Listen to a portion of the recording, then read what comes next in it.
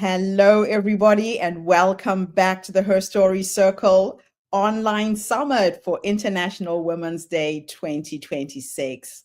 I'm your host, Gertrude Mache, based here in beautiful Melbourne, Australia. We've had an incredible 3 days with this summit, hearing stories from women from all over the world.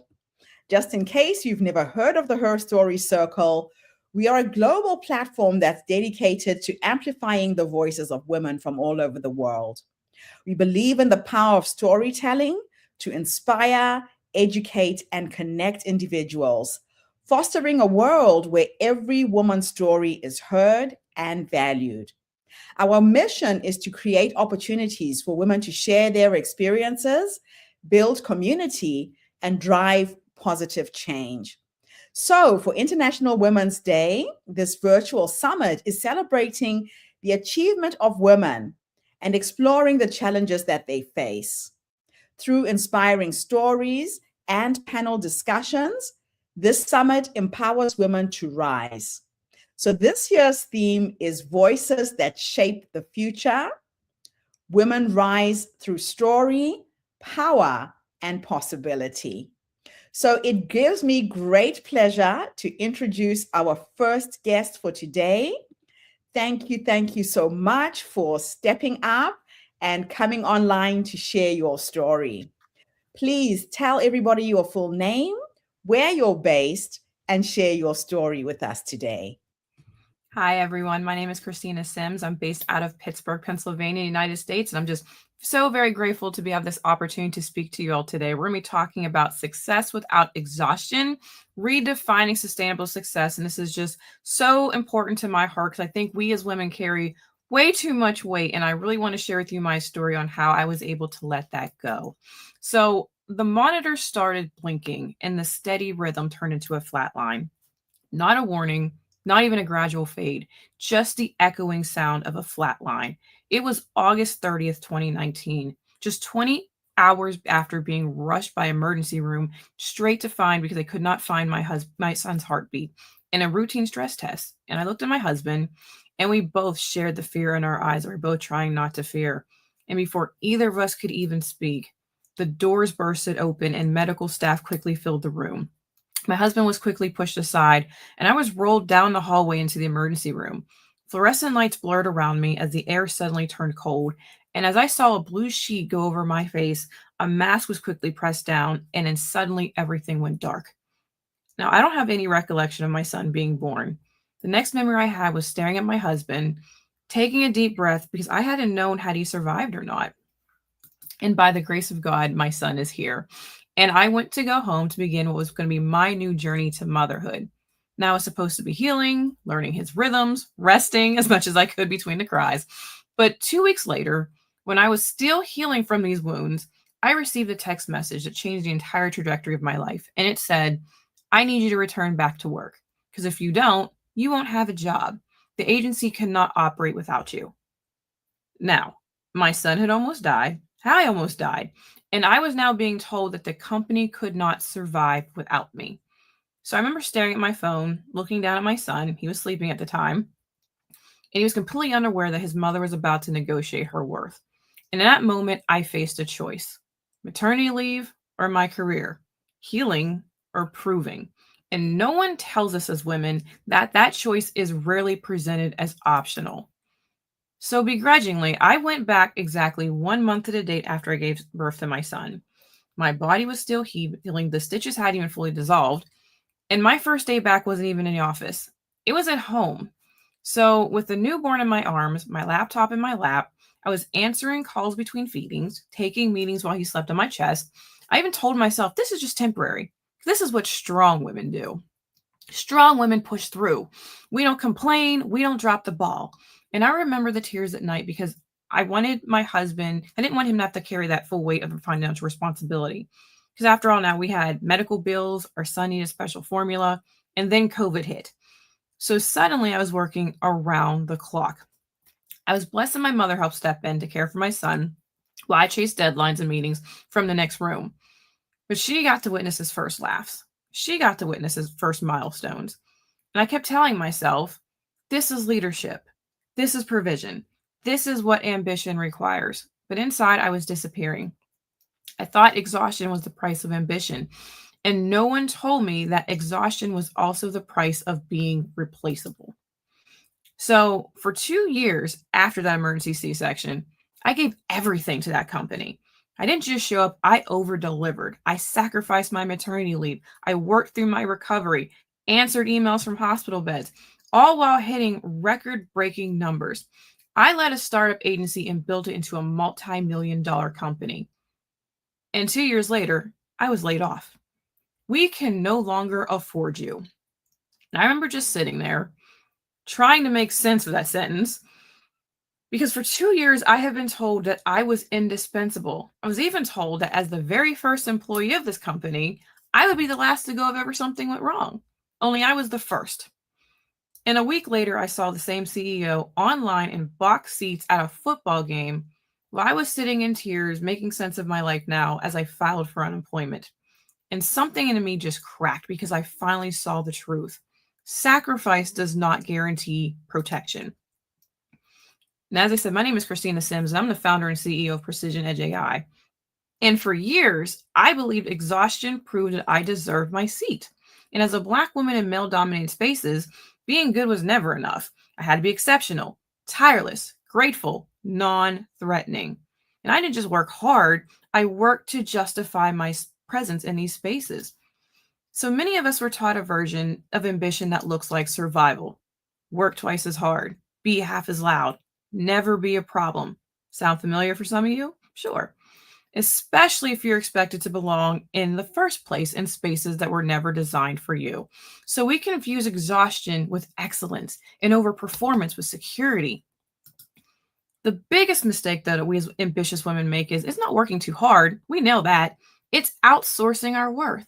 And I learned this the hard way because my power wasn't mine. It was borrowed, contingent, revocable. And as long as I was producing, I was valuable. But the moment I became expensive, I was expendable. And that's when I realized I worked hard, but I didn't have leverage. And there's a difference. The women who don't collapse in these moments like this, they do something different. Not just perform, position. Not just make sure that their value isn't dependent upon someone else's approval. I want you to remember this. Effort makes you dependable, but agency makes you irreplaceable. And after I was laid off, I asked myself a hard question because for years I thought that answer was simple: work harder, prove more, outlast everyone. And that cost me almost everything. So I stopped asking, how can I work harder? And instead started asking, how do I build differently? And I call it the RAIN method. Not working harder, but steering differently. Because ambition without direction is just exhaustion with better branding. And if you don't hold the reins to your life, someone else will. R stands for reclaim. Reclaim your definition of success because somewhere along the way, many of us inherit a definition we never consciously chose: bigger, faster, more visible. Reclaim means asking yourself, what does success look like for me right now?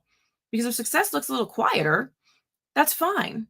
But what if it looks like also stability? What if it looks like peace? Or what if it looks like being home for dinner, being able to pick up your son from school? Reclaiming doesn't shrink your ambition, but it realigns it on your own terms. So you're allowed to define success in a way that doesn't deplete you. E stands for examine. Examine the trade-off. I never examined the cost. I just absorbed it. Time away from my son, strain on my body, silence in rooms where I should have spoken up. And many of us don't examine the exchange. We just assume endurance is the price of that entry. But every opportunity gives you something. It also can take something too. So the question is, are you aware of that exchange? What are you giving? And what are you receiving? If the costs keep rising, but your ownership doesn't, that's not ambition. That is imbalance. Examine gives you that awareness. I stands for invest. And this is where most ambitious women also get it wrong. Because for a long time, I invested in being impressive, being needed, the one who can fix it and never drops the ball. And for a brief moment, I thought that made me pretty powerful until I realized none of it belonged to me. So I had to change what I invested in. Instead of projects, I prioritized my position, not just output, but ownership. And I started asking myself a very different question. If this role disappears tomorrow, what do I still have? That's what you invest in. And that's the part that stays with you. Because when what you build strengthens you, you don't have to start over each and every time someone or something changes your mind. N stands for navigate. Navigation prioritizes speed over direction. When my son was born, I was moving fast. I'm a former track sprinter, so it was natural for me. Meetings, deadlines, growth. But I wasn't asking myself, where was that movement even taking me? Urgency feels productive, but it rarely feels intentional. So I had to start navigating differently. Instead of asking what needs me right now, I began focusing on what strengthens me long term. Not everything that advances your resume advances your life. Again, I learned that the hard way. And not every opportunity deserves access to your energy. When you navigate from fear, you react. But when you navigate from clarity, you choose. And choosing deliberately is your power. Now, one day, my son will learn what ambition looks like by watching me. And I refuse to teach him that leadership requires self erasure. My mother sacrificed so that I could survive, but survival is not the blueprint that I want to pass down, and not the one you should want to either. And I know I'm not alone in this room. Many of you carried ambition and responsibility at the same time. We are now reshaping what that ambition looks like because we cannot build a future for women if what that future requires is for them to disappear inside of it. The monitor flatlined that day. For a long time after, ambition required that same kind of sacrifice. That something in me had to give out in order for something else to grow. Many of you have carried more than anyone can realize. You've proven yourself in rooms that were never designed for you. You've endured because you believe that was the cost of staying. But staying should not require shrinking. If something shifts today for you, please let it be this. Ambition does not require your disappearance. Success does not demand your erasure, and power does not ask you to break yourself to hold it. We're not rising in someone else's system anymore. We're designing it on our own. And this time, we are going to own it. And I leave you with a free gift.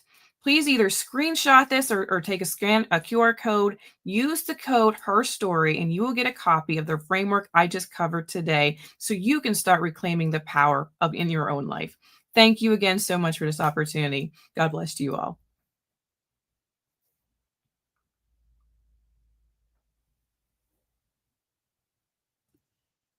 Christina, what an incredible journey you've been on.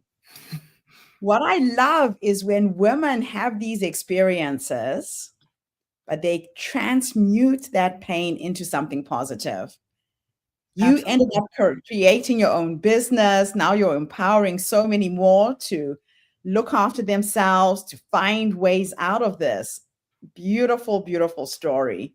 Thank you so much. So I'm going to call you back in a few minutes. We're going to watch a video of the next speaker, and then we will unpack your story during the forum and the Q&A. Okay?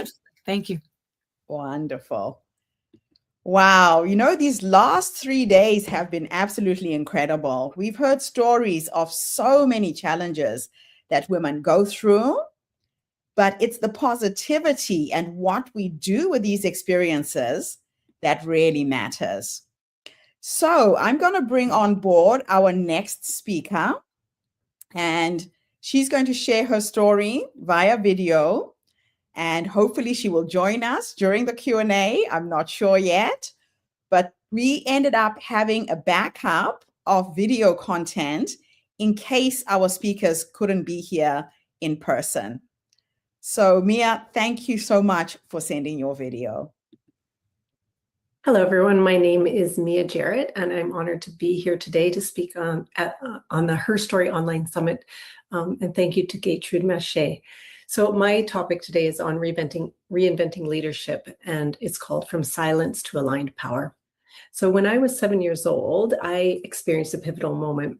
I was a new kid yet again in my grade 2 class, and my teacher assigned us a simple task: find a poem, memorize it, stand in front of the class and recite it. I was pretty shy, and being the new kid in the school, I didn't really know my classmates very well. So my shy 7-year-old self was terrified. But I practiced over and over and over until I had it memorized, and I loved the poem. So with a small, shaky voice and my eyes cast downward, I began. There once was a puffin, just the shape of a muffin, who lived on an island in the bright blue sea.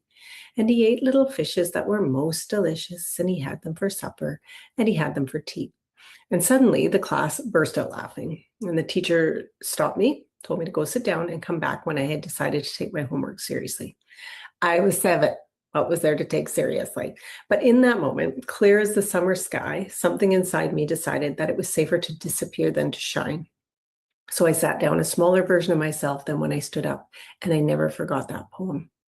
And for the next 35 or 40 years, I mastered the art of dimming my light. I became observant, adaptable, and hyper-aware, and I lived behind an image to protect the real me, the one that was told to sit down. Little did I know that that poem moment would one day reveal the profound effect of what unconscious leadership looks like. That moment wasn't just about shame and embarrassment. It was actually about identity. It was the first time I learned to consciously self-silence and edit myself for safety. And over time, life simply reinforced what I came to believe about myself. It's safer to hide. Growing up, we had moved every 2 years. So new schools, new houses, new cities, new ecosystems. And I became exceptional at reading rooms, very good at reinvention. Who do I need to be here? What version of me will be accepted? How do I bend to fit into a space that already hurts? Reinvention wasn't empowerment for me, not yet. It was simply unconscious survival. And that pattern followed me into adulthood, into marriage, into business and leadership. I became a 40-year entrepreneur, built companies, created national certifications, developed industry programs and standards. And I would assume from the outside, I appeared relatively confident and successful and pretty much together. But internally, I was still editing and still self-silencing and managing rejection and image and self-worth, and still performing rather than embodying authenticity. And here's what I've come to understand. Most leaders don't struggle with strategy. They struggle with the silent agreements they made with their 7-year-old selves. Moving every 2 years taught me something powerful, that my identity could be fluid. I was a successful chameleon that could blend and bend and shift and alter at whim. And early on, it felt a little bit destabilizing and definitely inauthentic, but over time, it actually became one of my superpowers. I've traveled to nearly 30 countries, competed in ultra-distance endurance races, and fearlessly tested my limits in all areas of my life. Why? Because somewhere inside me was a burning desire to challenge who the world told me I was supposed to be. And then came Ghana and Guyana and Cambodia and Peru and Myanmar, just to name a few. I went as a leadership mentor, believing I was there to help. I believed I was bringing something to them that they needed. Instead, I received something profound. I received their joy, their dignity, their love, their laughter, their humor, their wisdom. There was never any pity in their lived experiences, only humanity. And those experiences filled me with the universal knowledge. And that is that leadership wasn't about status or credentials. It was about alignment and coherence. Coherence being what you believe shapes your thoughts, which creates your emotions, which decides your actions, and ultimately your results. This is true alignment. In Myanmar, I watched a 14-year-old girl outshine 47 entrepreneurs, aged 19 to 47. Effectively, she was the uncensored 14-year-old version of who I never got to be at that age. She had no title, no LinkedIn bio, just innocent courage, clarity, and certainty. And that is when it clicked. Leadership's not a title. It's not power or success or education. Leadership is both universal and ageless. And most importantly, it's an energetic signature. And whether we realize it or not, we are emitting that signature everywhere we go. Through my global and local work, I've witnessed one consistent truth. Workplaces are still built on fear. The fear of not being enough, the fear of being exposed, of being irrelevant, of being outshone, or not meeting the KPIs or the ROIs. And so we build cultures around performance and fear rather than alignment.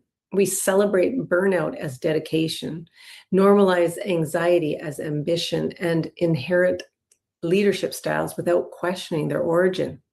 And then we wonder why people are disengaged, overwhelmed, burnt out, and medicated. The issue isn't strategy, it's an outdated emotional software that's still guiding the system. A software that says, be perfect, be the best, never say no, be liked, be hyper-educated, work comes first. You're not enough, don't be too much. And above all, sit down and be quiet. Authentic leadership doesn't come by adding more credentials or being more perfect. It actually comes from subtracting what was never yours to carry in the first place. That puffin moment, that's software. And when we don't update our internal software, we scale our wounds and we lead with those wounds. So over the years, through entrepreneurship, endurance racing, global travel, and deep spiritual and leadership study, I've been able to distill reinvention into something very practical, AID. So it starts with A, awareness. Everything begins with awareness because you cannot change what you cannot see or you do not know. And you can use this simple rhythm. There's a moment, a specific scene, room, conversation, decision, realization, when you suddenly saw something about yourself or learned something about yourself, gave it meaning, so the pattern was revealed. And then there's a bridge where it ties you back to your awareness. So a really great example of this was several years ago. I was speaking annually at a global wellness conference. Each year for 4 years, I was invited, and each year I was asked to present more and more workshops. But something with the organization never felt in alignment with my values or my intention. And I kept saying, yeah, sure, I'd love to. And the last year I presented was in 2019. And as I was packing up to fly home, I made the decision that I wouldn't go back because each year I had to compromise my values, my boundaries, and my time to accommodate the extraordinary needs of the organization. I was doing what I had learned to do, say yes at all costs. Until one day, I realized the only person I wanted to say yes to was me. So awareness is not self-criticism, blame, judgment, guilt. It's radical self-honesty without shame. It's the willingness to pause long enough to ask uncomfortable questions. Where did I learn that saying yes equals my worth? When did vulnerability become weakness? Who taught me that success is tied to productivity? At what moment did I decide that dimming my light was safer than expressing it? Awareness is the moment the unconscious beliefs become visible, and visibility creates choice. Without awareness, we don't lead, we repeat. We repeat inherited patterns, inherited fears, inherited leadership scripts that were never consciously chosen. And awareness is not about blame, it's about authorship. So it is the moment that you realize that you are not broken. You are patterned, and patterns can be unwritten, unlearned, and rewritten. So the second letter in AID is I, intention. So once awareness creates the space for you to be able to mentally breathe, intention gives direction. More specifically, what is the why behind the actions and the goals and the milestones? This realization supercharges your results or changes your direction, because leadership is never neutral. We are always leading from something: fear or trust, scarcity or possibility, performance or presence. So the question becomes, what energetic signature do you wish to lead from? Maybe courage instead of performance, or perhaps safety that expands possibility, curiosity that replaces judgment, presence that builds trust. Intention is where leadership becomes internal power. You stop reacting from history and begin responding from design, specifically your design. And intention does something powerful. It shifts leadership from external validation into internal alignment, from proving to embodying, and from doing leadership to being leadership. And then the third part of the acronym AID, the one that most people avoid because it scares them the most, is deliberate imperfect action. You move before you feel ready, not recklessly, but consciously. Action before certainty, movement before comfort. because insight without action becomes a legacy stall. Deliberate and perfect action is not meant to be reckless. It is courageous alignment in motion. It's speaking when your voice still shakes, setting boundaries before you feel ready, leading before approval arrives, showing up as yourself, even if it disrupts expectations. Because alignment does not eliminate fear. It simply asks fear to ride shotgun. And this is where leadership transforms, because aligned power isn't loud. It doesn't demand attention. It generates coherence, and coherence is magnetic. Coherence creates trust. Trust creates psychological safety. Safety creates culture. And culture creates a legacy built through small, consistent, aligned actions that are repeated over time. Actions that ripple and reshape baseline thinking, systems, teams, organization, families, and generations. So I'd like to close by saying that your ripple effect is your legacy. And here's what we often forget. A ripple can only be experienced if the pond is still. If the water is chaotic, the ripple is one of fear and urgency and performance and overwhelm and burnout and anxiousness. We're creating impact from turbulence. And aligned impact doesn't come from force or turbulence. It emerges from stillness. A stillness that isn't passive, but rather it is focused, intentional power. When your inner world is steady, your presence creates safety. And your decisions ripple cleanly and clearly through systems and teams and generations to become the new baseline legacy. Our workplace doesn't need louder leaders, it needs steadier ones. Because when the pond is still or steady, even the smallest intentional action travels farther than anyone can imagine. So remember the poem I shared at the beginning? Little did the teacher or the class know that that poem, if I was able to finish, was about love, inclusion, and belonging. And I turned that poem into a song that I now sing to my grandbabies all the time, full circle.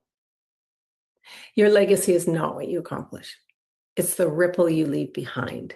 So I'll leave you with this question. Can you remain still long enough for others to experience the full impact of your ripple?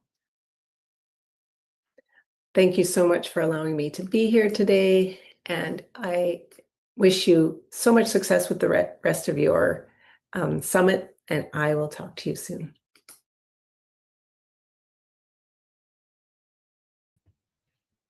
Wow. What an incredible story.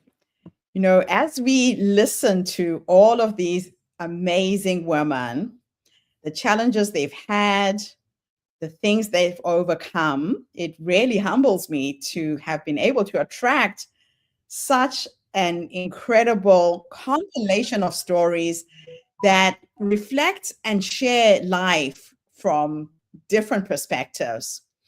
So I'm going to be your speaker now. I created a workshop based on my presentation yesterday. A lot of women emailed me back and said, hey, the presentation you gave yesterday was great.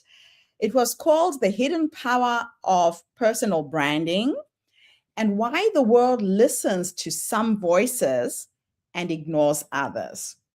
So one of my passions is to help authors, help speakers really think about their personal branding and what it is you're doing when you put yourself out there online.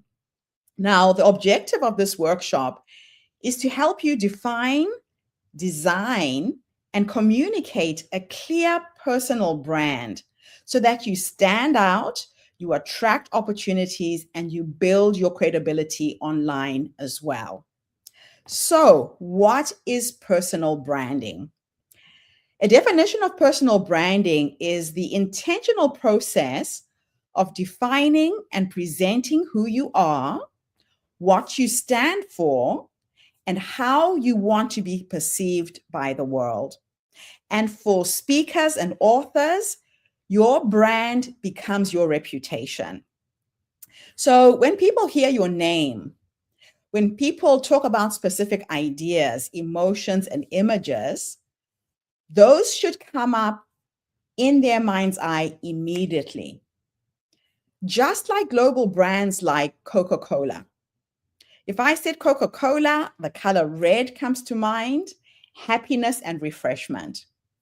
If I said the brand Nike, instantly you see the swoosh, athletic performance, really people who are accelerating. If I said Microsoft, we all know the symbol of the apple with the bite mark, and that symbolizes technology and innovation. And now when people hear of the word Ubuntu, it's Gertrude Mache. I've now done 3 TED Talks around the same philosophy, and I have built my thought leadership using the TED platform. My first Ubuntu presentation was very, very personal. It talked about my personal life. My second TED Talk on Ubuntu was called Ubuntu 2.0, Humanity's Operating System. And there I used technology jargon because a lot of people thought Ubuntu is just the Linux operating system. So I pitched myself again and did a second TED Talk to illustrate the origins of the word. So I used their jargon, Ubuntu 2.0, humanity's operating system. My third TED Talk was all about Ubuntu and communities. And it was Ubuntu, we rise by lifting others. My fourth one, which I did about 3 weeks ago, is called Ubuntu plus AI, reimagining the future. Again, explaining how you can use this philosophy in this new world that we're living in, where AI is absolutely everywhere. So the same principle applies to individuals. As a speaker or an author, you must start thinking of yourself as a brand and as a product in the marketplace. Why does personal branding matter for authors and speakers? Very, very simple. A strong personal brand helps you stand out in a crowd that is in a market that is crowded. There's so much content going out there right now. It helps you attract those speaking invitations. It helps you sell more of your books. It builds the trust and credibility around what you're doing. It communicates your message clearly, and you become recognizable across all of the social media platforms. So without a clear brand, audiences struggle to understand what you stand for or why they should follow you. So defining your brand values is the first thing you need to do. Every powerful brand begins with core values. These are the words that describe the essence of what your brand represents. Examples might include inspiring, empowering, creative, authentic, feminine, transformational, collaborative. Your brand values guide everything. They guide your message. They guide your visual style. They guide your tone of voice and your audience. So let me give you an example. When I was branding myself, I went to my colleagues, my friends, people I worked with, people who were in my social network.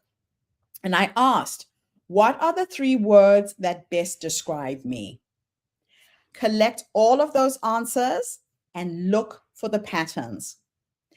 My branding was really, my brand values were given to me by a woman who sent me a beautiful testimonial. And in her testimonial, she said, Gertrude is a vibrant bundle of African energy. I have to say it's the best testimonial I ever got. And I pulled out the words African, vibrant, and energy. I wanted to show up as African first so that if people saw my image, if they saw me speaking at a conference, they didn't doubt where I was from. So I'm always wearing traditional African clothes, or I'm wearing a necklace that represents Africa, or a pair of earrings. Something on my person looked African, and it says it without my even saying a word. The vibrant part of my brand is really the colors that I wear. You will never see me wearing black unless I'm going to a funeral. I wear bright yellows and reds and greens, and really the colors uplift me. When I wear yellow, I feel so powerful. And I know that the colors I wear transfer to my audience as well. The energy part of my brand is really the way that I communicate. You can see when I talk, I use my hands. So whenever I'm speaking at a conference and they ask me if I want a handheld mic, I say no. Give me a lapel mic or one of those mics you put on your ears, because I use my hands to speak and you would never hear what I'm saying because I can't keep still. The energy part of my brand is also illustrated in the fonts that I use to write my branding material. I'm a very creative person, so I don't use conservative fonts, and energy can come through in something as simple as a font. So what are the 3 words that best describe you? Collect those answers and look for the patterns. Choose 6 words that truly resonate with your identity and your mission. The next thing I want you to do is to translate your personality into visual branding. So your personality must be reflected visually. The 3 elements that communicate your brand instantly, like I said earlier, are your colors. Colors communicate emotion and identity. For example, the color red is energy and passion. The color gold is prestige and leadership. Earth tones communicates authenticity and grounding. So each color should have a specific hex code so that when you give your branding style guide to designers to design your website, your marketing material, they can replicate your brand consistently. You want to have brand consistently across all of your social media platforms. The next thing you have to think about are your fonts. Fonts communicate personality. Examples: an elegant Saffron font is all about authority. Bold sans serif is about modern leadership. Hand-hidden fonts are for creativity and warmth. Now let's look at symbols and logos. Your logo should include maybe your initials, a symbolic symbol, a visual metaphor, or a stylized signature. When I was creating the HerStory brand, I was obsessed with the infinity sign. Why? Because I believe when you take 2 zeros and put them next to each other, that is the infinity sign, an 8 lying sideways. And 0 plus 0 equals everything. I believe that when you're trying to create something, you have infinite possibilities when you come in on a clear blank slate. And when you put those 2 zeros together, you can create anything. So that's what the infinity sign in the HerStory logo is actually representing. So symbols help audiences recognize your brand instantly. The 4th thing you need to create is your personal brand mood board. So before designing your brand, create a mood board. And a mood board is a collage of images that includes colors, symbols, images, textures, and style inspiration. This helps you translate your values into visual identity. One of the best places to find these images is Pinterest, Shutterstock, Canva, and Google Images. So go onto any of those platforms and search color palettes, for example, on Pinterest. Pinterest will give you color palettes of different shades. You can even say red color palettes, green color palettes, and then choose what shades of green or red you like. So if I said to somebody that I'm helping to build their branding style guide, what color red do you like? It's hard to express it. But if you go onto Pinterest, you will find the exact shade, and there will be a hex code that your graphics designers can pick up from that image so that they don't make a mistake. So when you say red, blue, yellow, what shade of red, blue, or yellow are you talking about? Now, also search for brand mood boards, symbolic logos, energy imagery. These are keywords that can help bring up the images that you want. So this process helps you to discover the visual language of your brand. Now let's talk a little bit about building your personal branding style guide. Your branding style guide is a document that ensures consistency. It includes your brand values, those 3 to 8 words, your brand colors, your primary colors, and your secondary color palette with the hex code. It also includes your fonts, your headline fonts, and your body fonts, and your logo, your primary logo, and variations of it. It also has your brand images, the visual style of photography and graphics. And this guide ensures that your brand looks consistent across all of your online platforms, your LinkedIn, your Facebook, your Instagram, wherever you are visible online, make sure you have that brand consistency so you stand out. So now let's talk about applying your brand across different platforms. Your personal brand must appear consistent across your website, your LinkedIn, your Instagram, your Facebook, your podcast cover art, your book covers, your speaker one sheet, your email signatures, your presentation slides.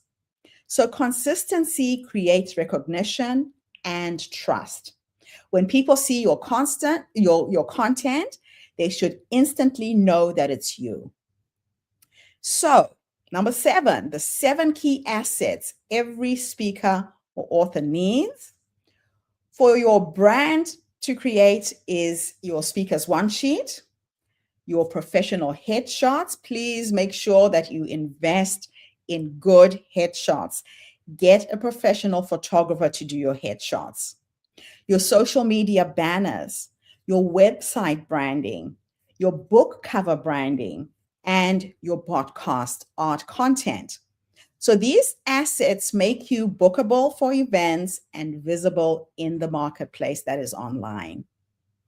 So your personal brand is not just pretending to be someone else.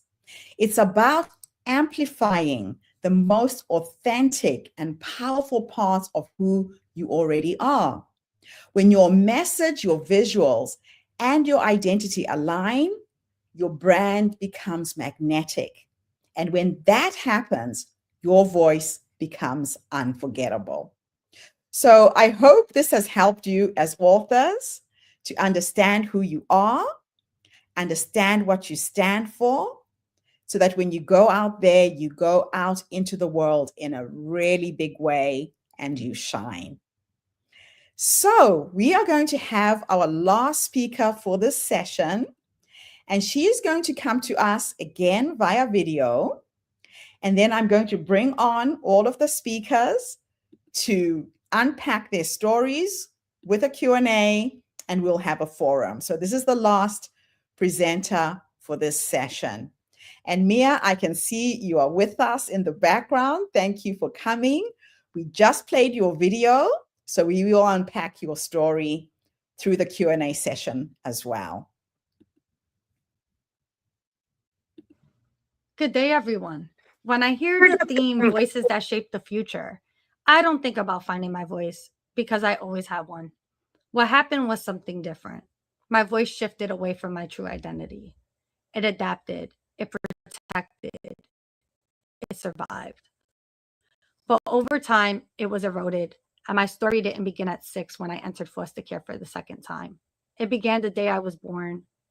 I was born substance exposed. I was born HIV positive. My mother died 1 month after I came into this world. Before I could form words, loss has already found me.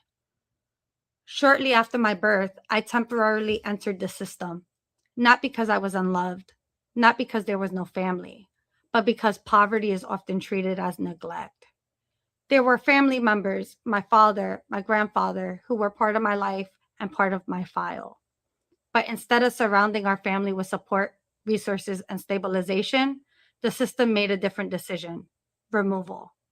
And that is something we don't talk about enough. How often poverty becomes the deciding factor.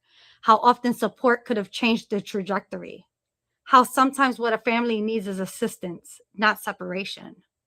So my life began not just with personal trauma, but with systemic choice.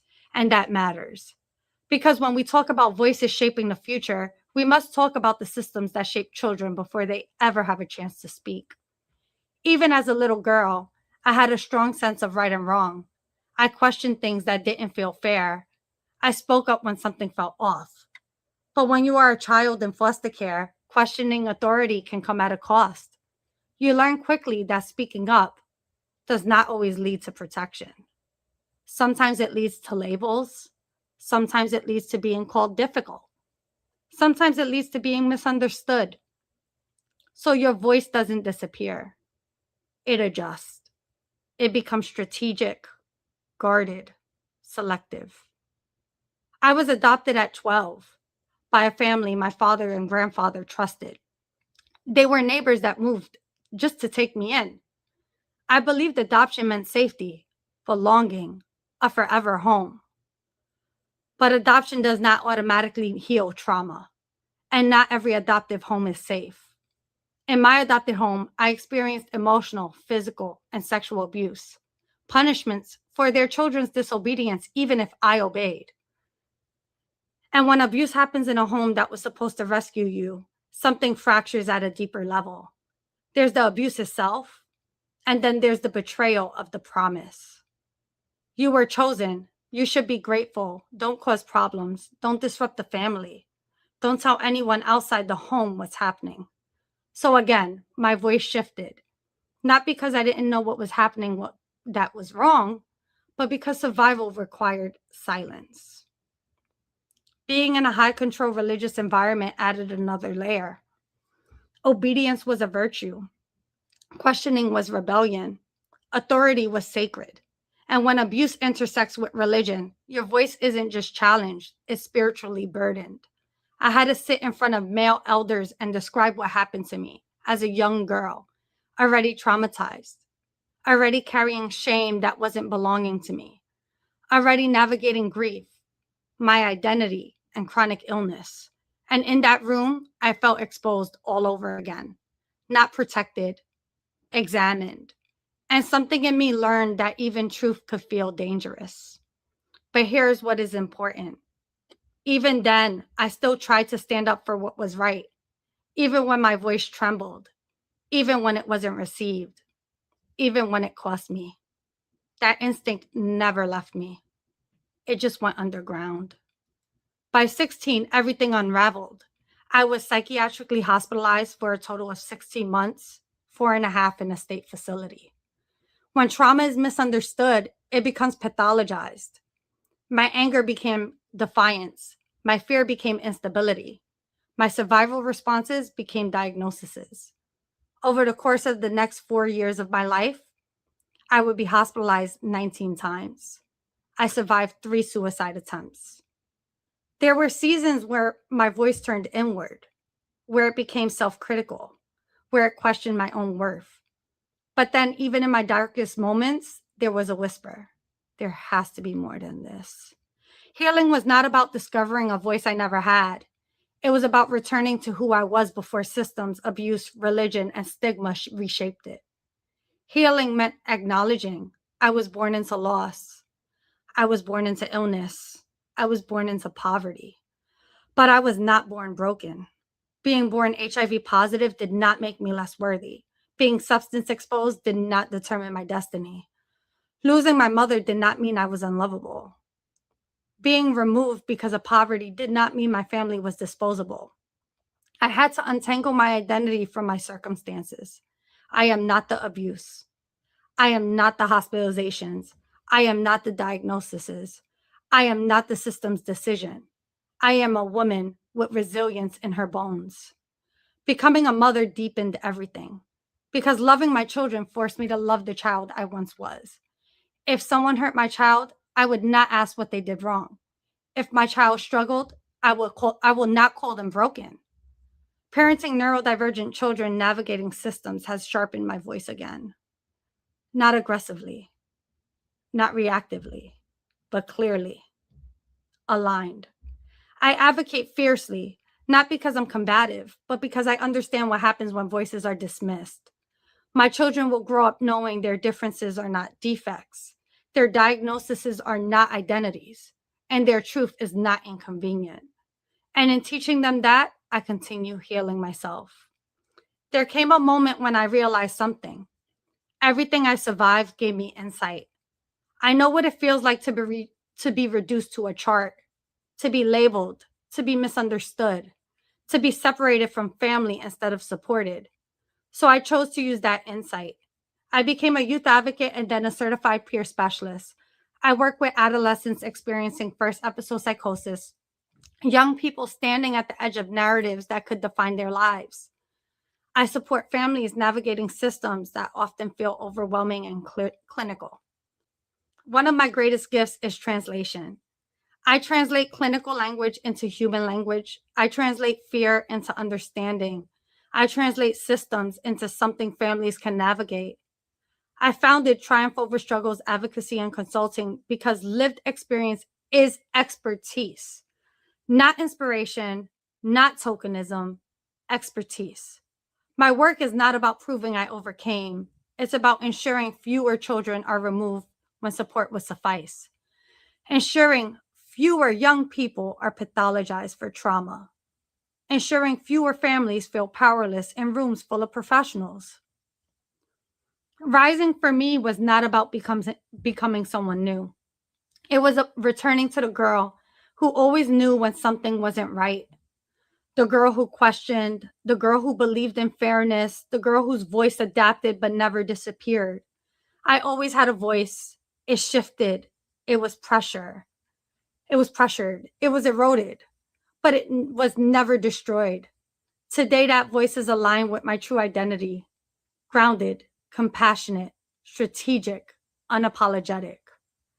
I was born into loss, born into illness, born into poverty, but I was also born with strength. Women rising are not always discovering power. Sometimes we are reclaiming power that people and systems try to redefine. My voice shapes the future because it carries truth. And when we tell the full truth about poverty, about abuse, about religion, about mental health, about survival, we don't just heal ourselves. We challenge the systems that shape us. And we make it possible for the next generation of girls born into circumstances they did not choose to grow up knowing their voice was never the problem. It was always the power. And if there is one thing I want to leave with you tonight, it is this. Triumph is not the absence of struggle. It is choosing optimism when hope feels fragile, vulnerability when silence feels safer, and adaptability when life tries to redefine you. That is how we rise. That is how we shape the future. Thank you.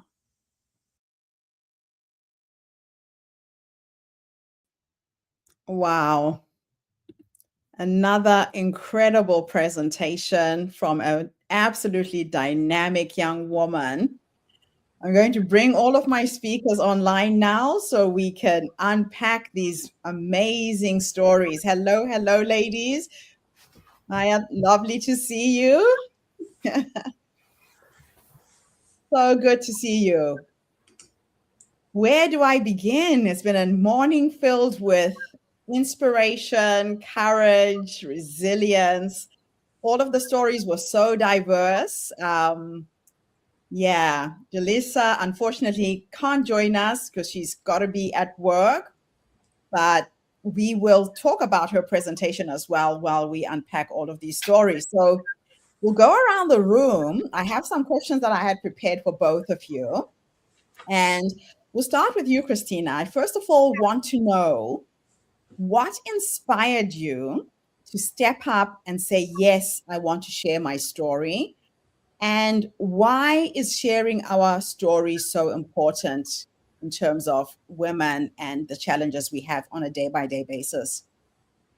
For me, so I grew up in a town of Connellsville, PA. I always say it's population minus Black people and even more cows. And so very young, I learned survival because I was the only or the first in many rooms. And I, for so long, had to mold myself. Then I went into corporate. You can only wear your hair a certain way.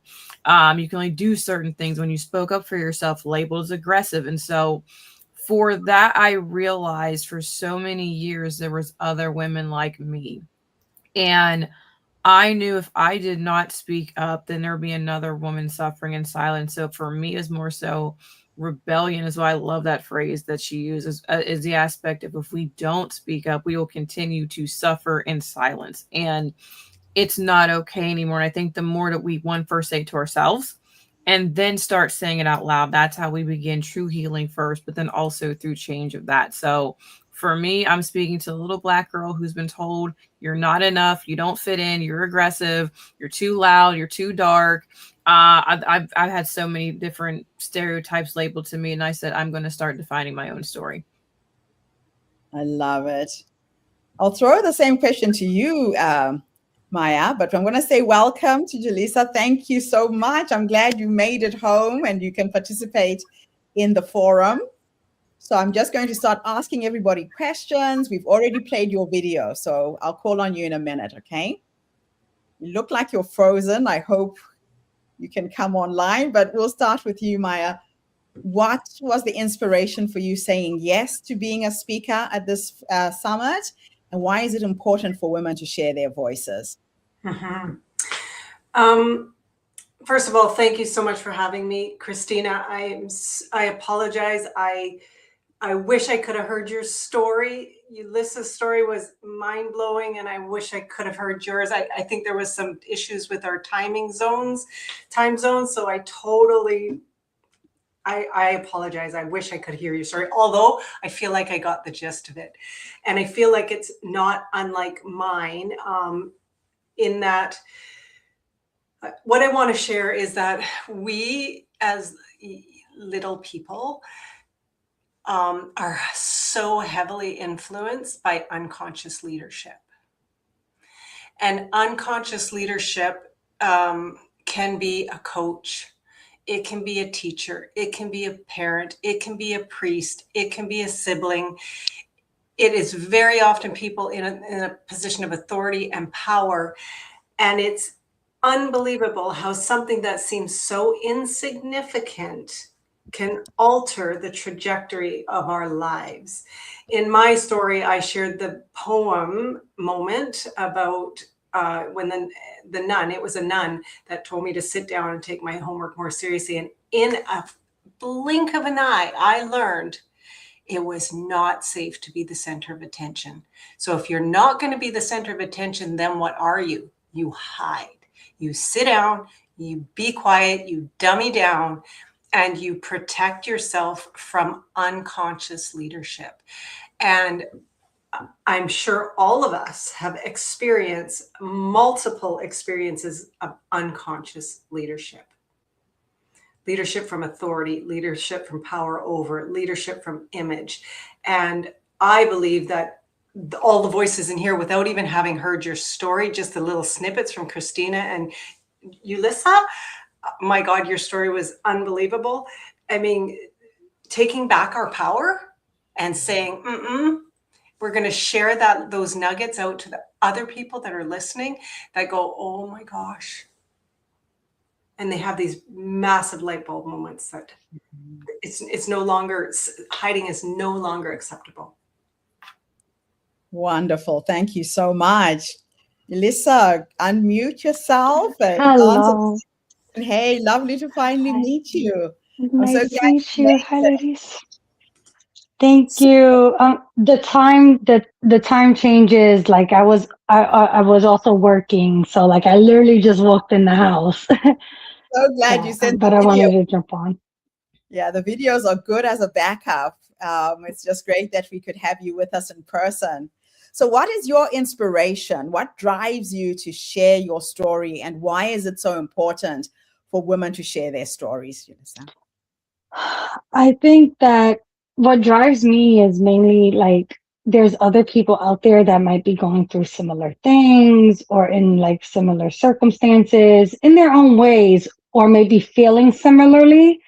And like just hearing something, it just may help them click. Something may click where they can be like, oh, wow, like I can fight for what I need, or I can do or take that leap or do it. Like I can figure it out. And like maybe just hearing that other people can do it, like can help them as well too. I love it. Should always be a source of inspiration, because you just don't know how your story can be somebody else's survival guide, right? Yeah. We'll go back to you, Christina. Your story about returning to work after 1 month after a life-threatening birth experience was incredibly powerful. Looking back, what was the moment when you realized that the system you were working in was costing you more than it was giving you? I'm actually tearing up when I'll be honest with y'all. Just shift my screen. You can see I carry that story with me every single day when I wake up and when I work. For me, unconscious leadership. That is the perfect. I'm going to write that one down, because I never had a word for it until today, and I thank you for that. I will be honest with you. In a lot of the spaces I have felt a lack, they looked just like me. And that was the scene I was in. This was someone who I trusted. They use the word family in corporate quite a bit and in workplaces. And I don't really identify with that anymore, because I think it's used and weaponized a lot of times in spaces. And I already was in a position feeling powerless, because it was a very traumatic experience how I got to the hospital and I'm saying, your son is no longer alive. Fortunately, that's now that didn't happen, but it was that thought that I'm a planner. I have everything organized to a T. So I was like, okay, I'm at my 3 months. I had everything in place so everyone could do their whole thing. And I'm going to say the moment of betrayal that didn't make my story was so that was October 1st, 2019. I went back to work full time. I started working from a little bit, but then when COVID hit, my mom came. That Christmas, there was never a thank you for sacrificing and maternity leave and all these things you're supposed to learn about being a mother, in spite of being cut open. And we received an email that basically berated us all and pretty much said that we would be fired, in a sense, if we didn't clean up the business. And so that was our Christmas present. And I was so mad. And I was more mad at myself, because I wish, again, I had that strength to walk. My husband was supportive, wanted me to, but I grew up in poverty as well. So I completely understand. Like, I just did not want that dynamic to enter our household or be at risk of it. So that very next year, I turned that business into a multi-million-dollar agency. And I was promised, like, this job was pitched to me. I need you to build this. And was told that you would be the last to go if ever anything went wrong. And I was the first. And there was a Slack message when it was the announcement that I was leaving. Oh, this is like losing a sister and all this aspect. And it was the entire betrayal of, this was something I built for someone I had no ownership in. I was promised bonuses. They did not happen. I was promised to be able to get certain salaries to afford a life I wanted. That didn't happen. All the reason why he did.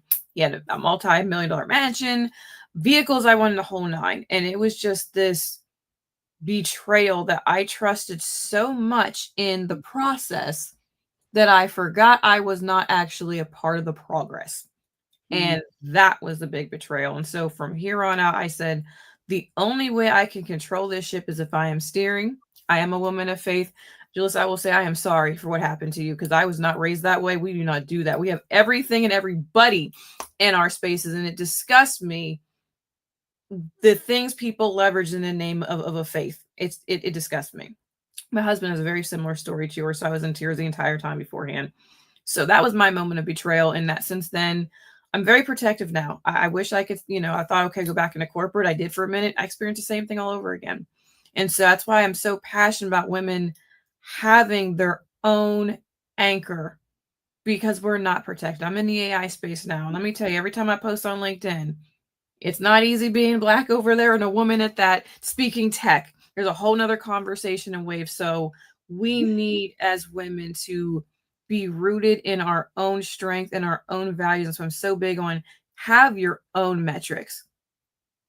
Because for me, freedom is being able to pick up my son at 2:30 every day, being with him over the summer, not being told, you know, you can't, you're too expensive or you don't belong here. That's freedom for me.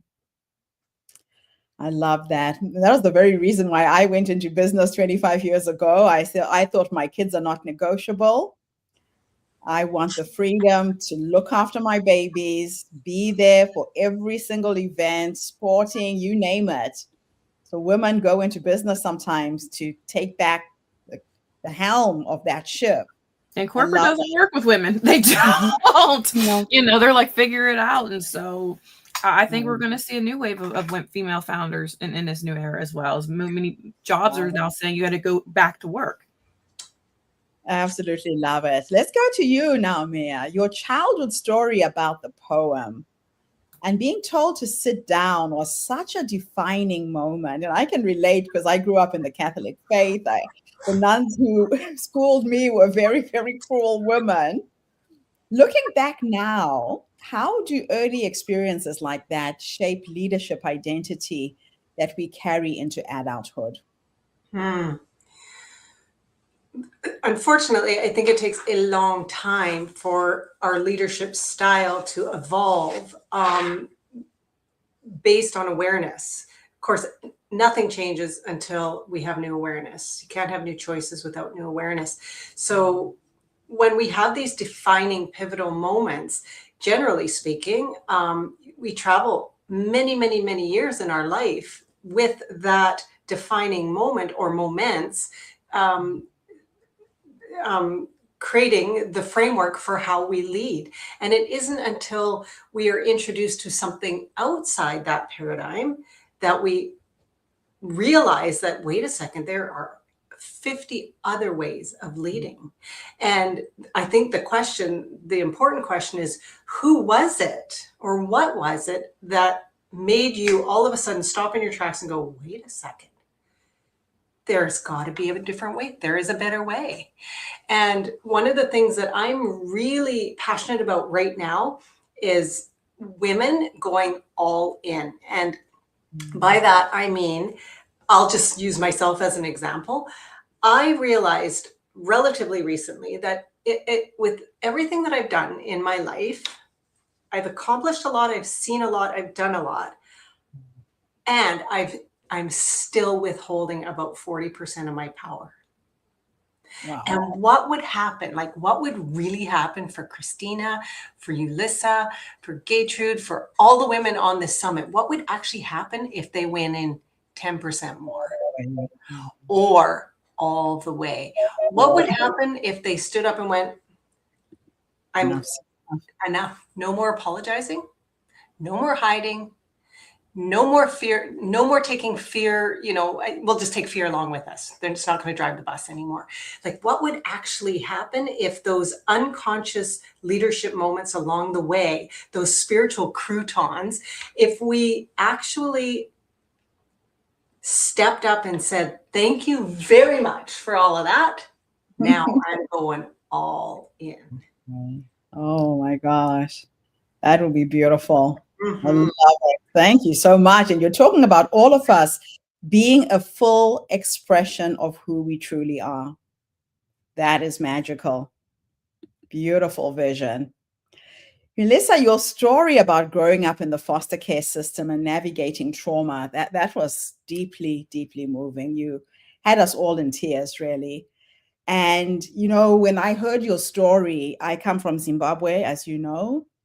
I grew up during the AIDS pandemic. I have watched hundreds of family members die, HIV-related diseases. So when I first saw your story, it touched me so much. To think that a little girl living in a first world country would go through this experience. It's shocking. So what helped you transform those experiences into a mission of advocacy and service? I think, honestly, given being given a chance. When I came out my first hospitalization, the 16 months, I went through like a support group, and like after the group, it was like literally the day I was discharged, I went with my other group home. The other girls in the group home, we all went together. And afterwards they came to me and they were like, how would you like a job as a youth advocate? And I just saw dollar signs. I was like, a job at 17? Okay, like I'm out the hospital. Okay. And like little did I know, 16 years later, I'll be where I'm at. But it gave me like an avenue. It gave me a channel to do it, and to do it for others too, because like I was always doing it for, like, even when I was hospitalized, I was always speaking up for others, speaking up for myself. It was just in me. So I would always get in trouble all the time. Like like my adopted family would tell me like, oh, your mouth's going to get you in trouble. And it's like, no, it's made me get this far in life. So, you know. I think Absolutely. it's just, yeah, just being given a chance, and then a healthy avenue. I think that's it. Sometimes that's all people need. It's so true. And ladies, feel free to unmute and chime in at any point. This is a forum. We're here to discuss, to share. So if, at any point, if you want to chime, just give me an indication and I'll let you speak, okay? All right, let's go back to you, Christina. You introduced the RAIN framework: reclaim, examine, invest, and navigate. Which of those 4 steps do you believe most ambitious women struggle with the most, and why? Reclaiming, just because I think for ambitious women, we're so conditioned to be performative. And that was a big thing to me. I was like, I mean, I won most likely to succeed. I'm the first in my family to go to college. I'm the only one to have an MBA. I'm the first business owner. So I can keep naming you all those different things. None of that means squat. And I will be honest, everybody, I still drive a 2013 GMC Terrain. I am proud of her. We don't have a car payment. And when you think about those things, but you know, society's like, oh, she should be driving Alexas right now and all those other performative things. So I think that is the big thing, because we are put in rooms where we are supposed to perform. I call it the bubbles complex, like dance bubbles. And it's frustrating because unfortunately it's also then puts us in a position where we are then often pitted against each other. Yes. And it's this, okay, it's a competition. I'll give you an example. I was trying to get a job and we had to go into this room. Looked around the room. I saw 3 people that were Black. I saw, out of those 3, 1 was male. So I was like, okay, he's going to make it no matter what. I said, so technically when I take this test, I got to make sure I pass. It doesn't matter. They're going to pick whoever has the highest test score. So I got to beat her. You're already doing that math in your head. Mm-hmm. That should never happen. We should just come do our passionate. And so I think that's the biggest part, because we're always benchmarking our reclaim against our resume. How well did we do? And it's really rooted in validation. And now I've changed myself into valuation, and not valuation of how valuable am I to someone else? How valuable am I to myself? And now, as I'm a mom, my son, that I'm responsible for raising a man in this earth, you know. And so I think that's the hardest part, is reclaiming. And reclaiming, then it would go towards that navigating upon your own benchmarking. And so it's in that order and intentionally, because that's the hardest step, is reclaiming and then examining. Nobody wants to look in the mirror. No one wants to admit, yeah. You know, so it's really in that particular order. And I called it the RAIN framework because I like to call every woman a queen, because I think that we are royalty and we need to start walking specifically with our heads up high so our crowns don't fall. Oh, I love that. Yes. Yeah, I have a comment around that, Christina. Thank you for sharing. Again, brilliant. One of the things that I do a fair amount of work within leadership is the shadow qualities of leaders. And one of them is image, right? And you were just basically alluding to that, like, why aren't you driving an Lexus? Because the image dictates that you should be driving a Lexus. And interestingly, when we hide behind an image, we don't have access to our authentic self. So kudos to you. Thank you. It's come from a lot of, I'm not going to lie, from like microaggressions. I mean, entering corporate, like I wore braids in my hair. I love faux locks in the summer because it's going to get hot. I would never, if I was me 10 years ago, I promise you I'm older than I look, I would have never you know, and so there was always that conversation. People want to touch my hair. Oh, I'm like, please don't pet me. But it was those things. And like, even when I became a business owner, I did a social experiment with one of my friends. She didn't believe me.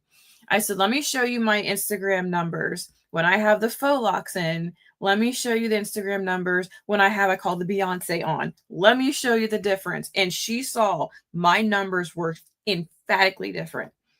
Now I wear this because I want to. To be clear, I don't like damaging my natural hair. But it was like, then I thought, oh my gosh, I have to look now this certain way on top of that too, just to be a business owner. I thought I was escaping that cage and found myself putting myself in another one. So there's just been a lot of soul searching and having to just say, no, I'm going to be me and be okay with that, whether someone likes it or not. Because if I don't want to pass it to my son. And that was the biggest thing. Like, you are the mirror for your children. And the last thing I want to do is have him reflecting something I'm unhealed from. That is beautiful. Absolutely awesome. All right. So my next question now goes back to you, Mia. You spoke about the silent agreements that we make with our younger selves. What are some of the most common agreements you see leaders carrying that hold them back? Perfectionism equals success. To be quiet because you're not good enough. You don't know enough. You're not smart enough. That is probably one of the most powerful ones. Competition. We've been cultured to believe that we have to compete for everything. And that comes at such a heavy price. You look at all the people that are medicated, and so much of our the experiences that we have to do with what other people are, how the world is telling us we need to be. You should be, you need to be, you have to be. So those silent agreements, the most important ones are perfectionism. You're not good enough and you need to sit down and be quiet. And I think we've probably all experienced it, you know, from just a little bit that I've gleaned from Christina's story. And I saw Ulysses, like we were told from a very young age, there's something wrong with you. Figure it out and come back when you fit the mold. It's very, very sad. Very, very sad, but true. And what you're doing here, Gertrude, is breaking that mold. You know, architecting a new framework for women in leadership to stand up and own it all unapologetically. That is the vision and the dream. And it is possible, and we're already doing it. This is what I love about this forum. I just wanted to applaud you for that, because I know, Ulysses, your story is one that specifically society likes to push aside and act like it's not here. My husband was homeless at the age of 14. He was in a foster care. He was abused. Everything you said, I'm like seeing my husband right now, and it's carried with him even now into parenthood. He's now a CDL driver. He passed out on his own. And I just applaud you, Gertrude, for putting that story on there, because it's a story most people run from. And people don't realize, one, it's right next door. And two, how fast it is to be in that position. We forget that so easily. And so the fact that my husband just lost his best friend a month ago, he committed suicide at the job. And so the fact that you were here today, and I just I'm sorry, I'm an emotional person about this aspect. It's just, I've lost a lot of people in my life, and just, I'm so grateful you were here, because your message, there's 3 times, that is not by coincidence. You're still here, and to hear that you're a mom and neurodivergent. I teach neurodivergent students. And so there's so many elements to your story of the impact and footprint you're going to make, even from just being here today. So please, when you said me to be even just 10%, I'm going to challenge you to go 30, because there's more of you in this world than there is anybody else, but they're being told to hush up because it doesn't fit the mold. We're supposed to have the American dream of a story. Mm-hmm. No, go ahead. Sorry, you Oh, listen. Go sorry. ahead. No, I want to say like thank you like for sharing, and I'm so sorry for your husband's friend. Like I want to send my condolences to your husband. It's very sad. Um, my son is also screaming. Sorry, so distracted Your for a mother, second. Might as well share the tablet so I He's can. he's fine. Like he's having therapies, but he's not wanting to do whatever they're having him do right now. But it's fine. I was gonna say that with like sharing, like it's hard. It's hard. Like every day, I don't know how I'm doing it. Like it's really hard. Like that is the reality. And like, I do want to thank you for having me on here because it is a story that people run away from. And like, I was in the process of also like going through like a lawsuit against the Jehovah Witness religion and all of that. And the courts threw it out. They dismissed it. And it's like, and I have such a solid, like so much stuff. And it's like they were debating. It took 2 years for them to debate to get the answer. Like they went to two different courts. One court said yes, one court said no, and then the judge sided with the no. So it's like they went to the appellate courts. Is all this? I'm like, you know what? So it wasn't meant to be, but then I can speak out about it now. So you know that makes the difference, you know, with that. And it's just unfortunate that it is something that's silenced because it is happening right next door. It also is happening right on. It can happen under people's roof and they don't even know it. So you know, it's the story needs to be out there because like awareness is key. it is, and this is why you shouldn't give up, even when it feels hard and it feels like you're pedaling your wheels and you're not getting anywhere. You are. The ripple effect is going out.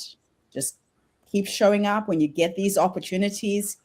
Keep saying yes, and magic happens. And you know, the world is flat right now because of the internet. We are living in an incredible time where we have this tool. I mean, I'm sitting here in Melbourne, Australia, girls. Imagine that we are having this conversation across continents. It excites me, the space we're living in right now.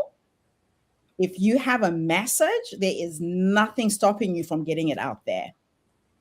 I agree. So we just have to keep showing up and showing up and showing up. And it will reach a tipping point where enough of us are showing up and talking about these issues, then the wave will take over. Yeah. Yeah. Can I comment on that, Gertrude? Yeah, sure. I just want, there are millions of people on the planet right now that are here to be pattern breakers, pattern interrupters and disruptors and pattern breakers. And Yulissa, you are absolutely, without a doubt, an inherited pattern breaker. And that comes, there's a lot of responsibility with that job. And you are going to forever change the trajectory of the people in your lineage that come afterwards. Same with Christina. She's a pattern breaker. Gertrude's a pattern breaker. I'm a pattern breaker, all in our own unique way. And, you know, that is part of the wave that Gertrude's talking about, is when all of these millions of people that are here to break ancestral patterns all stand up at the same time and say, yeah, no more. Yeah, I read a book. I can't remember the title of this book, but it said something like the fluttering of a butterfly's wings will cause a tornado on the other side of the world. So when we heard about Hurricane Katrina, it didn't start in New Orleans. It started probably somewhere in Africa with just a small wave of a butterfly. We are those butterflies, and we are flapping our wings and causing that energy to go out into the cosmos. And as it goes out, more butterflies come in, the stronger the wave. Crash, it hits New Orleans. You think it started there. It didn't.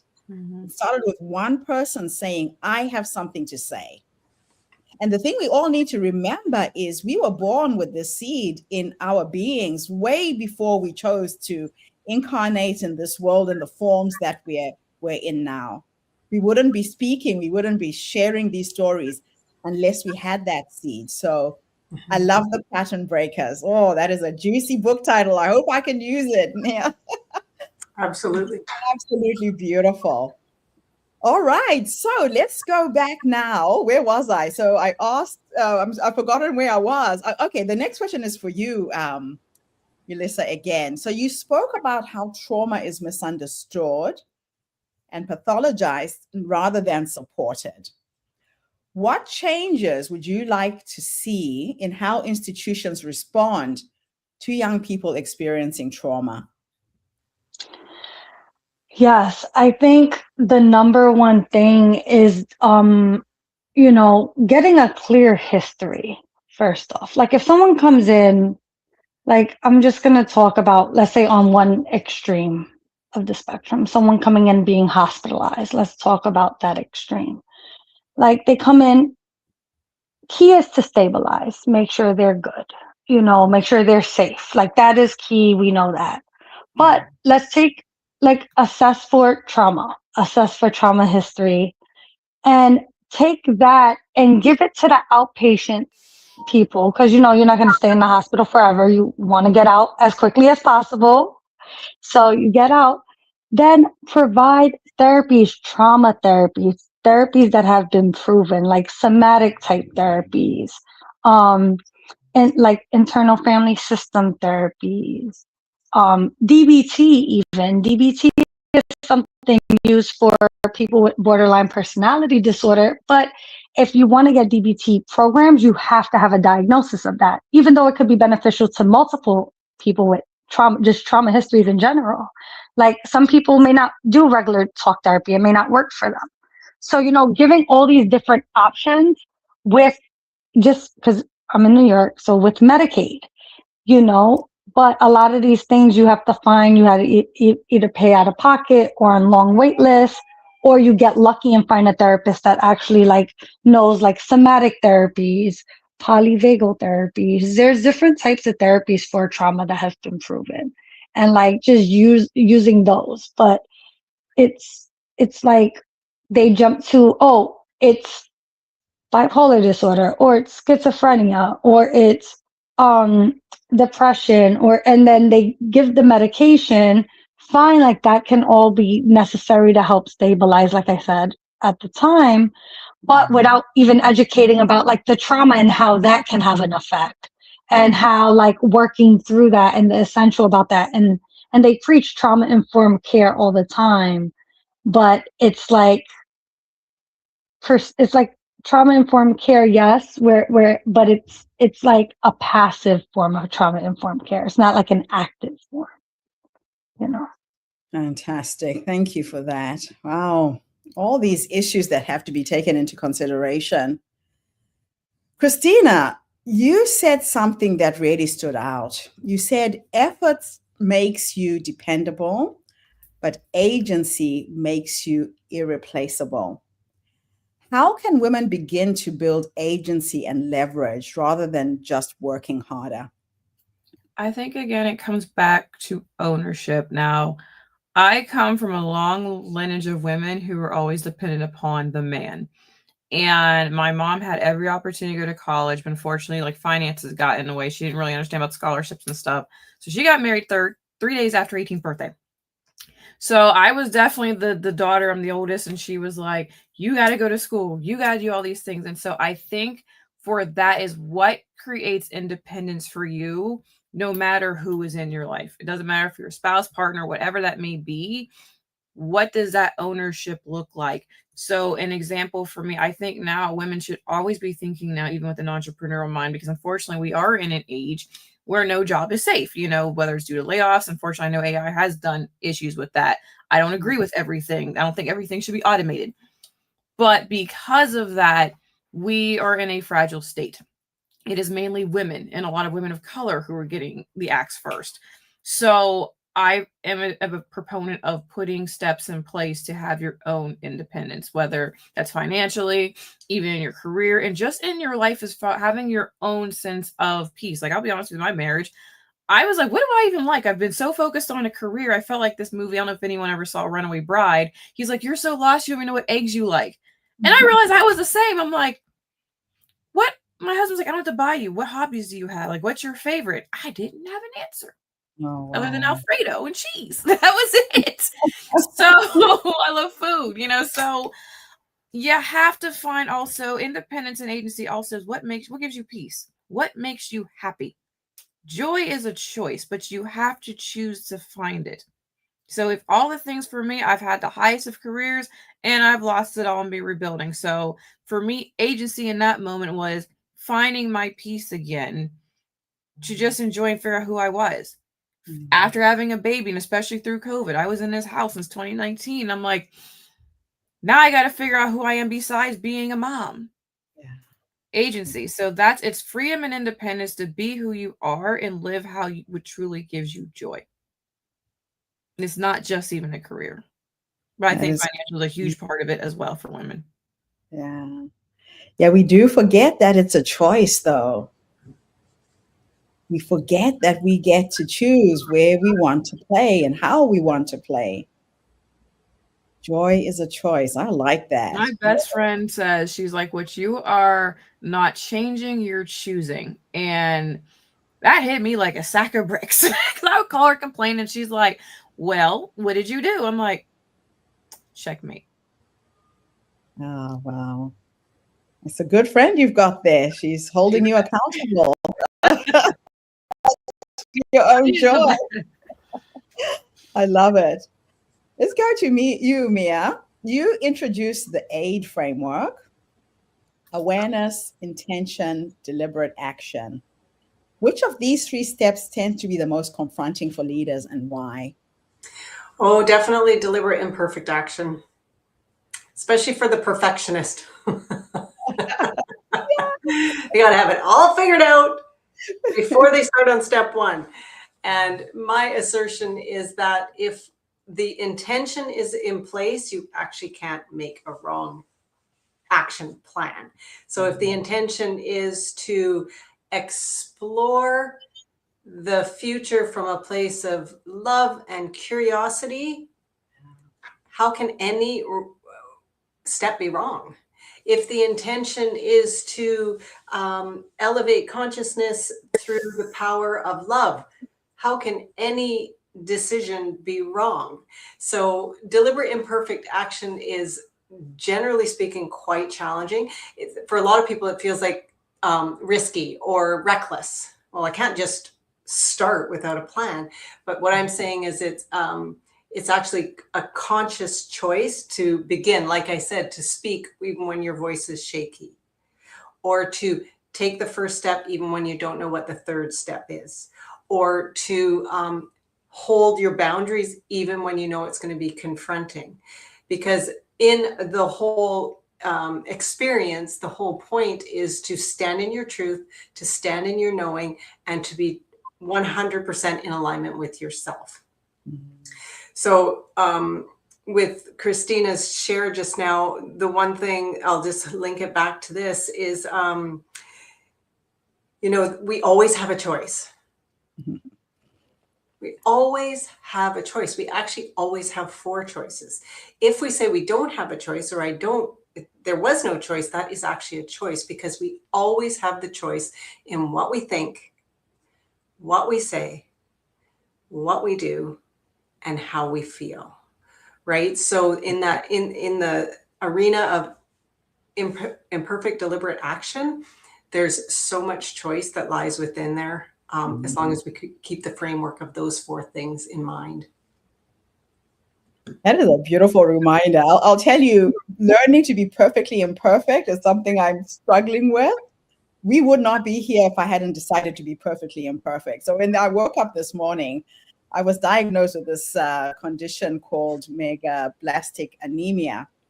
And it hits you. You wake up in the morning like you've been running the whole day. And I just couldn't wake up. Woke up at 5 o'clock when my alarm went off. I went online. I saw 3 speakers who said, can't make it, can't make it. I'm like, I'm just going to lie here for the day. But I know how to rejuvenate myself. I normally have a hot shower. Cold water just brings me back into my body. And then I sent out that email saying, I need to reschedule. Can we all come in at this time? I've got your videos. I'll play them.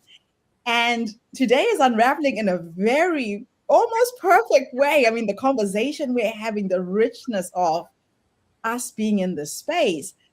If I had stuck to my old way of being, that I wanted it to be perfect, I needed to have my 3 sessions, we wouldn't be here.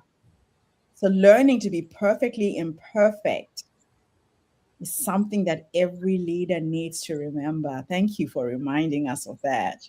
Yeah. And you know, today is happening exactly how it was supposed to happen. Those two, And if yes. we're so attached to the outcome, I mean, we have spent our entire life being medicated because we're so attached to the outcome. And if the outcome isn't exactly what we expect it to be, then we create emotion and meaning around it, right? So when I saw your email like 5 minutes before I came, I was like, okay, well, clearly this is how it's supposed to go. So I love it. I absolutely love it. Yulissa, your next question is, you described your work as translating clinical language into human language. Why is that translation so important for families navigating the mental health systems?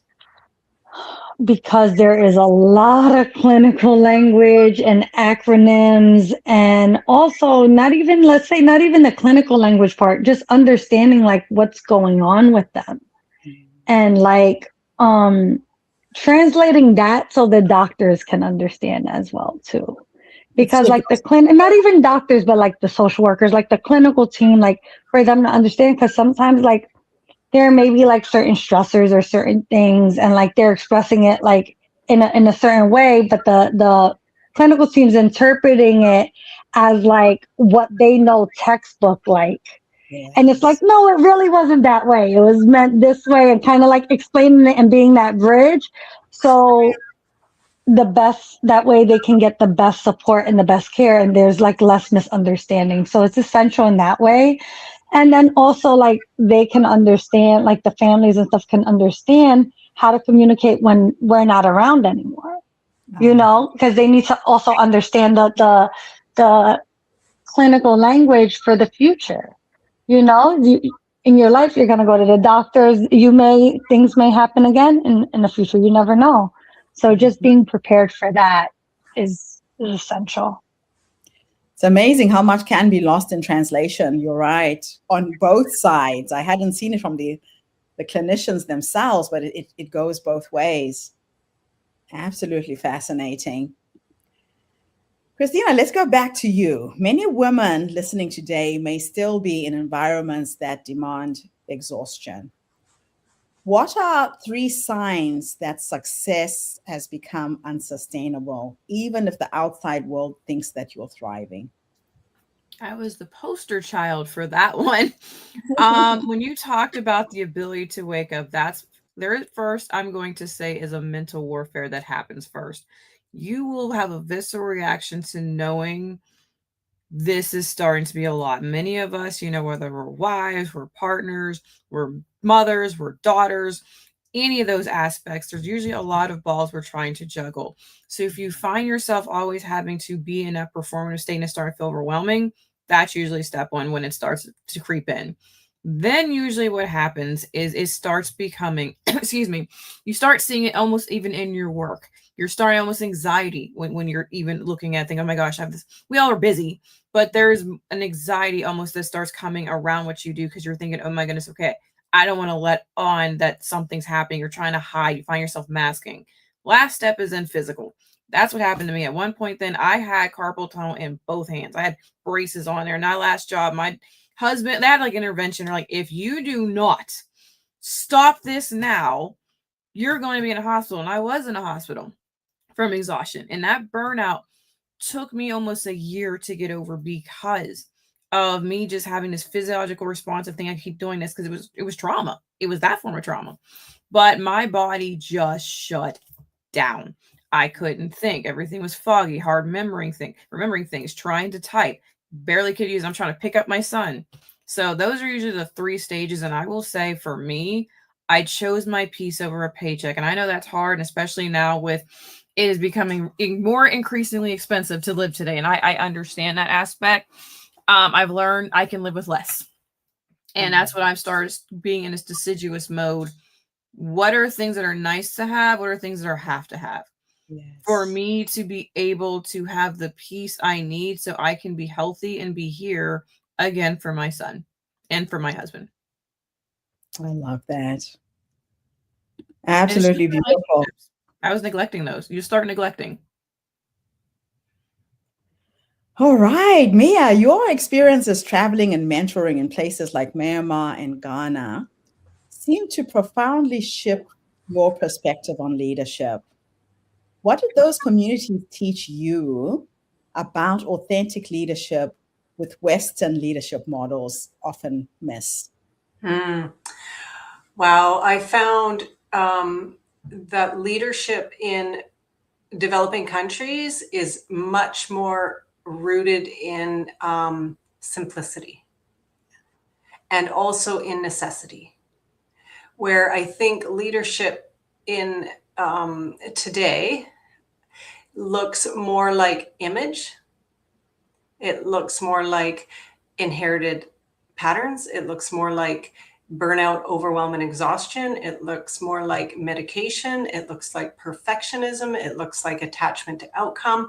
Whereas in developing countries, a leader is there to profoundly impact their followers in terms of what's necessary. Generally, it's food, it's shelter, it's medication, it's love, and all the other stuff, like what brand your purse is or your car, is just irrelevant.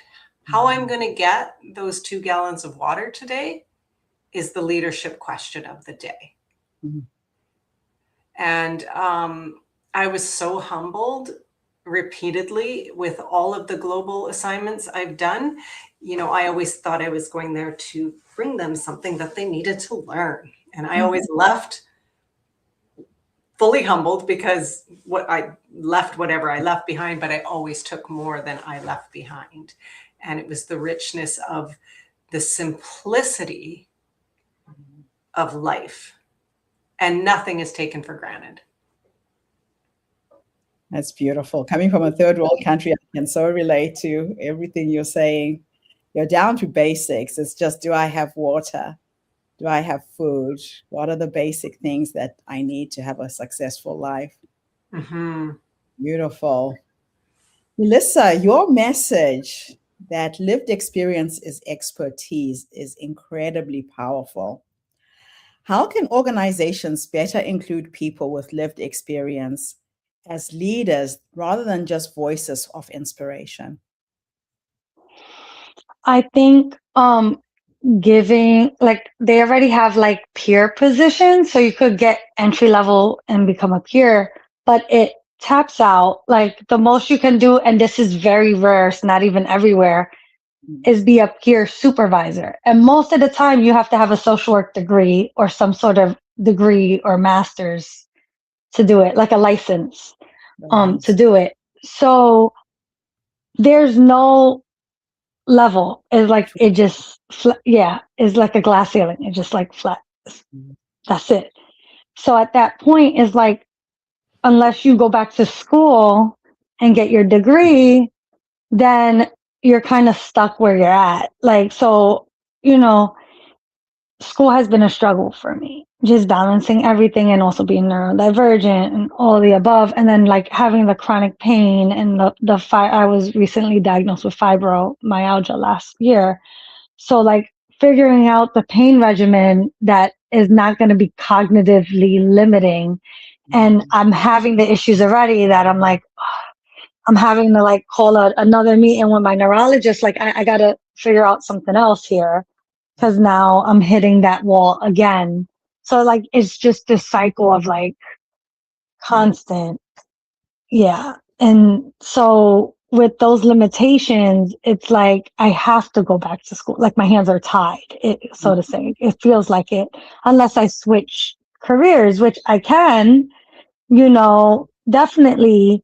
And at the same time, it's like, oh yeah, if I do something in tech, sitting at a computer all day, like physically, that's not going to be good for me either, you know? So there's like, and then doing construction and stuff. I love like that, but my back is not going to love that. And I'm being, so it's like finding what will work is going to be really difficult, so it's like school is going to be the only option, really. So I'm struggling, but I have to go back to school. Like, I have my high school diploma, but it's just difficult. Yeah. I love school though. Do it in bite-sized chunks, one subject at a time until you get there. It's 2 subjects, because for financial aid you have to take 2 classes. Okay. But my brain can only handle 1. So it's like I always fail the second one. Okay. So it's been difficult to do that. Yeah. So it's like, but in order, you have to take the 2. Otherwise, you have to pay out of pocket. And I don't have the money to pay out of pocket. So yeah, that's how to get you. There will be a way, and we will help you get there. So we need to talk after the summit, okay? We've got some incredible women in our network. We'll get you there. I love it. Final round of questions, ladies. Going back to you, Christina. Your son played a powerful role in your story and your transformation. How did becoming a mother change the way that you define leadership, ambition, and success? Well, I'll start by saying I had no plan to be a mom. That was not my dream. That was my husband. So I was going to be, he has 7 nieces and nephews. So I was like, can't we just pick one, travel the world? I was supposed to be the rich auntie. That was what was supposed to happen. That did not happen. So we have my son. He is my one. And right now, my only. He'll be 7 this August and just looking to be probably to stay that way because I'm almost 40. We're flirting there now. It changed because again, I love the movie Wonder Woman. I have her like all throughout my house, but I realized that was an impossible standard. My dad always loves, quoting Philippians saying, I can do all things through me, strengthened through Christ. But I was like, yes, one at a time. Now that I'm understanding all these balls moving, and my husband threw me a monkey wrench because he's like, well, I have a dream now. I'm going to be a truck driver. And I'm like, so he hates when I say this. I say I'm a married single mom. Probably why he put 3 bands on, just to make sure everyone knew he proposed. So it has been, I would love to tell you that I've got it all together, but I can tell you that is a lie. My mom is my backbone. She travels an hour up here to help me juggle, and I still fall short. I'll be honest with y'all, the laundry, it's there, ladies, okay? So I'm just going to be honest with those things. And she is so type A. She'll see a dish in the sink and the eyes twitching. So for me, I learned, because before then, I could go to the gym when I wanted to. I could stay up late. I can make the cute little meals. I love cooking, all these things. And then all of a sudden, it's like, well, we've got wrestling practice. We've got studying. We've got, registration. He's sick 15 times. This was his first year in kindergarten. So Lord, have I learned how many times they get sick. We had a terrible snowstorm, so he was home for a week. I was the mom who cried. I didn't want my baby to leave me. Now I'm like, don't you got school today? It's crazy how that changes. So I am starting to learn. I actually created myself. Most people do AI bots for productivity. I created one for myself to tell me what I can set down, because I naturally are thinking I can do these things, do these things, do these things. And so now that power of presence with my family is so important, because my husband suffered seeing the back of the laptop. So did my son, and me not having those first moments. I can't get that back. So I'm so strict now about making sure I don't miss another moment, because I gave up those aspects then. Made this choice second time around, I would have probably said deuces and figured it out. But when you're in postpartum, you make these emotional choices. So for me, right now, it's just been about balance, but more importantly, alignment, making sure that everything I'm doing is now freedom-based so I can be present for them, because they don't care how much you make. They don't care about, oh, mommy's, on a summit right now. He's upstairs playing his tablet, probably getting into things he probably shouldn't be right now because mommy's downstairs. So those are the things I can say, honestly. My priorities have now changed. I'm not worried about what the resume says. I'm worried about, honestly, what am I leaving behind? And that's legacy. just important for me, because I think especially with AI and COVID, we've gotten so cold, so callous, so lack of humanity, and I'm fighting to bring that back, but leveraging AI to be able to put the things down so we can have conversations like these right now. That's where I can say my definition has changed. Beautiful. Thank you. I love that. Mia, you ended with the powerful metaphor of the ripple effect and the still pond. What practices help leaders create that internal stillness in the world that constantly demands urgency and performance? Coherence. And coherence only comes from awareness again. So when we can fully align what we think with what we say, and when that matches what we feel, then we create what we do. Whichever one of those is out of alignment is the loudest energetic frequency, and that's the one the universe will match. So as leaders, that is the work that I'm doing, is first looking at where all the leaking energy is for a person or a team or an organization, and what is that costing you? What do you want to do about it? Maybe you don't want to do anything. That's a choice. That's okay. So we actually do an energy audit to determine, like, where are you leaking energy in your life? And then we really look at what is out of coherence, because that energetic signature, we're trying to streamline that energetic signature so it's the last thing in the room when you leave, and it's the first thing that enters before you do, is your energetic signature, your high vibe energy, where you come into a room and everyone just goes, Yes. something about that person. I just need to be around that person. That's what I'm working on doing, is actually building out an entirely new architectural framework for leadership, where everything starts with alignment and coherence first. Absolutely beautiful. Wow. I love it. Melissa, last question for you. You ended by saying that sometimes women are not discovering their power, they are reclaiming it. What advice would you give to someone who feels like their voice has been silenced for years? I think starting out with the little things, even if it's like, you know, if someone says, "Where would you like to eat?" and your default is like, "I don't know, whatever you want." Like, start with like claiming what you want to eat. Like, start with that. Like, if you don't really want to do something, like, you know, be okay with saying no, but it takes time to get there, So you got to do it with safe people. So find out who your safe people are and practice with them. And then naturally, you'll be able to do it with more and more people. Oh, so practical. I love that. Thank you so much for leaving us with that message. Absolutely wonderful. Ladies, it has been an absolute honor having you with me this morning, celebrating International Women's Month and sharing your stories. Thank you all for what you brought to the table today. Thank you for having us. Thank you so much. Thank you. It's so lovely to meet both of you as well. It's lovely to meet you all.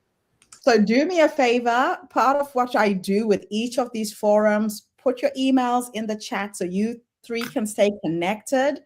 Part of what we're doing is to create community, to create relationships from the summit. I want to know a year from now what Christina, Yulisa, Mia, whatever you've done, let's make this worth something. We didn't bump into each other by mistake today. There's a reason why the four of us were attracted to be on this panel. And I want to thank everybody who tuned in online. The HerStory Circle is not just a podcast. We are a social impact movement that brings the stories and voices of women from all over the world. We are a movement connecting women, inspiring women, energizing them, but most importantly, helping them take you from where you are now to where you're trying to go. There's been a wealth of knowledge out of this panel discussion. Watch it again. Tag a friend, share it with somebody else online. Help these videos go viral, because we do change the world through the power of our stories.